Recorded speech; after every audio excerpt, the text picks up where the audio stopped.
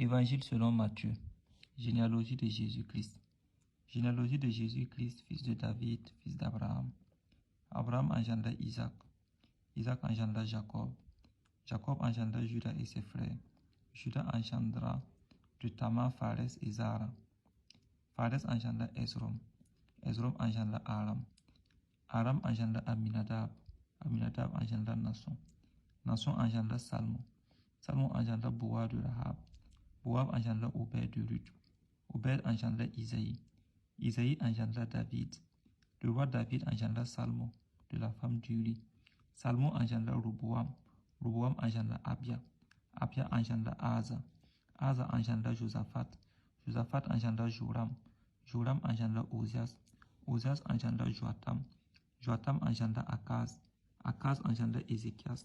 Ézéchias engendra Manassé. Manassé engendra Amon. Amon engendra Josias.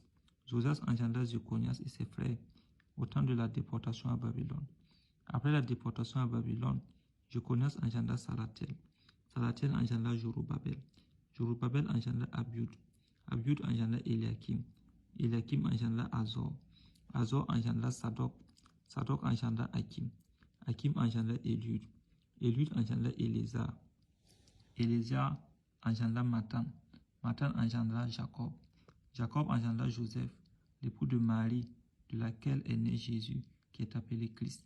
Il y a donc en tout 14 générations, depuis Abraham jusqu'à David, 14 générations depuis David jusqu'à la déportation à Babylone, et 14 générations depuis la déportation à Babylone jusqu'au Christ, naissance de Jésus-Christ. Voici de quelle manière arriva la naissance de Jésus-Christ. Marie, sa mère, ayant été fiancée à Joseph, se trouva enceinte par la vertu du Saint-Esprit, avant qu'ils eussent habité ensemble. Joseph, son époux, qui était un homme de bien et qui ne voulait pas la diffamer, se proposa de rompre secrètement avec elle. Comme il y pensait, voici un ange du Seigneur lui apparut en songe et dit: Joseph, fils de David, ne crains pas de prendre avec toi Marie, ta femme, car l'enfant qu'elle a conçu vient du Saint-Esprit. Elle enfantera un fils, et tu lui donneras le nom de Jésus. C'est lui qui sauvera son peuple de ses péchés. Tout cela arriva afin que s'accomplisse ce que le Seigneur avait annoncé par le prophète.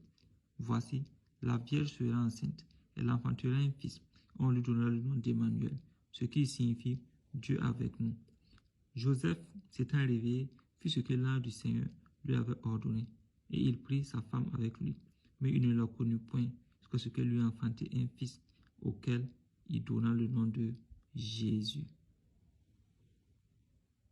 Évangile selon Matthieu, le tout premier chapitre.